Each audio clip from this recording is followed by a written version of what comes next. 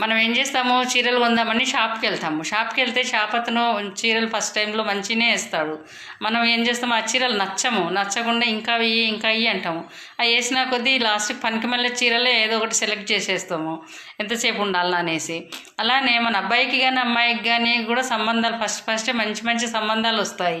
అబ్బాయిలు చదువుకుంటుండు కదా, అమ్మాయి బాగుంటుంది, సాంప్రదాయంగా ఉంటుందని మంచి సంబంధాలు ఫస్టే వస్తాయి. అవి వద్దనేసి ఏం చేస్తారా, మా అమ్మాయి ఇప్పుడు చేసుకోనంటుంది, ఇంకా సెటిల్ కావాలంటుంది, అబ్బాయికి మంచి జాబ్ దొరకలేదని మనం వాయిదాలు వేసుకుంటూ వస్తే ఏజ్ బార్ అయిపోతే తర్వాత లాస్ట్కి ఏమైంది, ఒక 10 గల సంబంధాలు చూస్తాము. లాస్ట్కి ఇంకా ఏడ చూడము ఇసుకొస్తుంది, ఇది వద్దంటే మళ్ళీ ఇంకో ఎడదోలాడాలనేసి ఆ సంబంధం కుదిరించుకుంటాం. అది కూడా పనికిమాలిన సంబంధం అయి ఉంటుంది. అలాగనే అబ్బాయి కానీ అమ్మాయి కానీ ప్రేమించేటప్పుడు కూడా మంచి వాళ్ళు దొరికినప్పుడు, మనస్ఫూర్తిగా ప్రేమించే వాళ్ళు దొరికినప్పుడు, ప్రాణంగా ప్రేమించే వాళ్ళు దొరికినప్పుడు వాళ్ళని నమ్మరండి, అసలే వాళ్ళని నమ్మరు.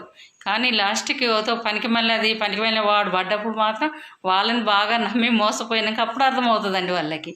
ఎవరైనా కానీ గాఢంగా ఇష్టపడ్డ వాళ్ళని, గాఢంగా ప్రేమించే వాళ్ళని నమ్మండి. ఎందుకంటే మీకు తెలిసిపోద్ది, వాళ్ళని పదే ఫోన్ చేయడము, మెసేజ్ చేయడము, మీ బాగోగులు కనుక్కోవడం వల్ల వాళ్ళు ఎంత కేర్ తీసుకుంటున్నారు మన మీద అనేది మీకు తెలిసిపోతుంది. వాళ్ళని వదులుకోకండి అస్సలే.